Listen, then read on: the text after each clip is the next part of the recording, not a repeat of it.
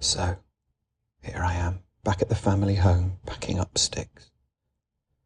Not something I ever imagined myself doing, but, well, we all have to grow up sometime, embrace our adult responsibilities and, council needs the keys back.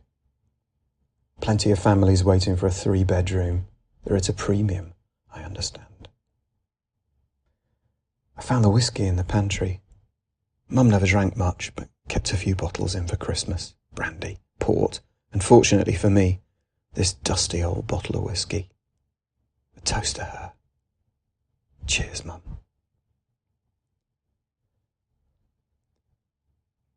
Somewhere down the line, I read that there are 7 words in Latin for our one English word, love. Love of family gets one dedicated to it, but none, to the best of my knowledge, to specify love of home. Bit of a massive oversight, in my humble opinion. Deserves one word dedicated to it, surely. An 8th solely attributed. This family home is the only family home I've ever known. Mum and Dad got the keys as a new build. We're the only family that ever lived here up until now. Dad refused to buy it when Thatcher made it possible. He believed in social housing for all.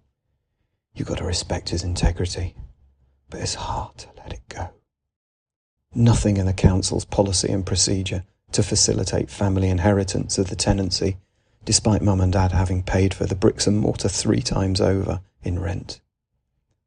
I've got to suck it up and let it go. Back in the day, there was a truism prevalent, or so Mum told me. New house, new baby.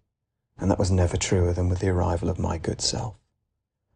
At 43, Mum thought she was going through the change. Well, it was a change of sorts and not entirely welcome, I suspect. She already had 2 teenage kids, the youngest being 15 years old by the time I came along. Boy and a girl, one of each. They'd done their duty and had the perfect nuclear combo. She probably had visions of kicking back shortly and enjoying some quality time with Dad. Alas, here I was. Ta-da! But Dad always said that I came for a reason, and maybe I did. I'd like to think I did. To be there for Mum in the last few difficult years. Dad and my big brother wanted me to be called Kevin, but my mum and sister always wanted me to be Hugo. Mum and sister won. Mum always had aspirations above her working class status and said Hugo was a name that would suit university. She wasn't wrong. I was the only one out of the 3 of us who went. She was so proud. They both were.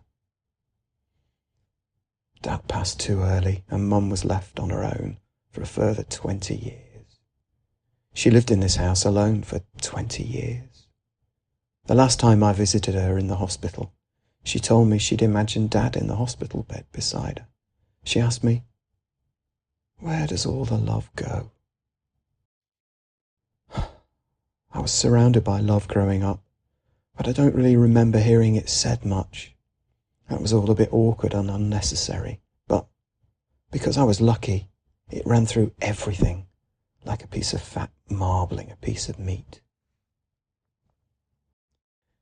I'd been living abroad, but always came home for a couple of 3 weeks a year.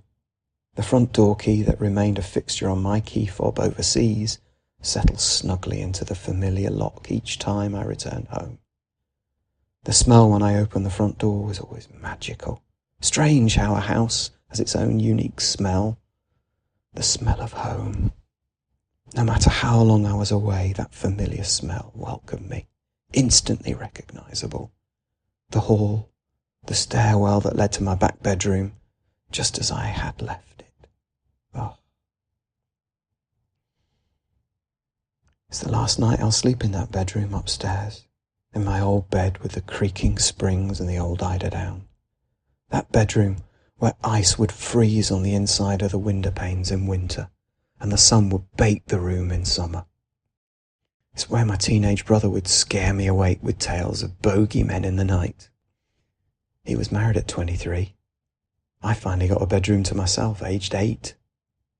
Still, I missed him. His reassuring presence, his smell. He smelled like a mechanic. because he was a mechanic. The only ghosts in here tonight are welcome ones. My dad with his feet up on the sofa, reading the local paper after work, as was his habit. Mum rattling around getting his tea ready in the kitchen, and my glamorous sister painting her face at the dining room table in preparation for a night on the town. She did it with such amazing artistry and always looked like $1 million. She still does.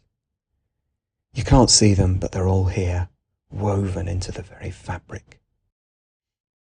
I never told Mum I was gay. It never seemed necessary. She always liked Marcus, treated him like family, had a framed picture of him on the sideboard, always said things like, "He's been a good friend to you." And I can't help but be reminded of the old joke. I've got 3 kids, 1 of each. Oddly enough, I don't think either of my parents would have been that bothered. Not really. Concerned for my welfare, yes, but not really bothered. Perhaps I didn't give them enough credit at the time. Perhaps they knew all along. I'll never know now. The last time I saw Mum was the Sunday afternoon before the Monday she died. She was sat up in the high-seat chair beside the hospital bed, and she was clearly unwell. I took hold of her hand, and she covered mine with her own and said, "Oh, I'm glad you've come." And so was I, because although I didn't know it at the time, it gave me the opportunity to kiss her goodbye and tell her how much I loved her, that we all loved her, and I know all she wanted was to come home to this house, but it wasn't possible. She needed 24/7 care.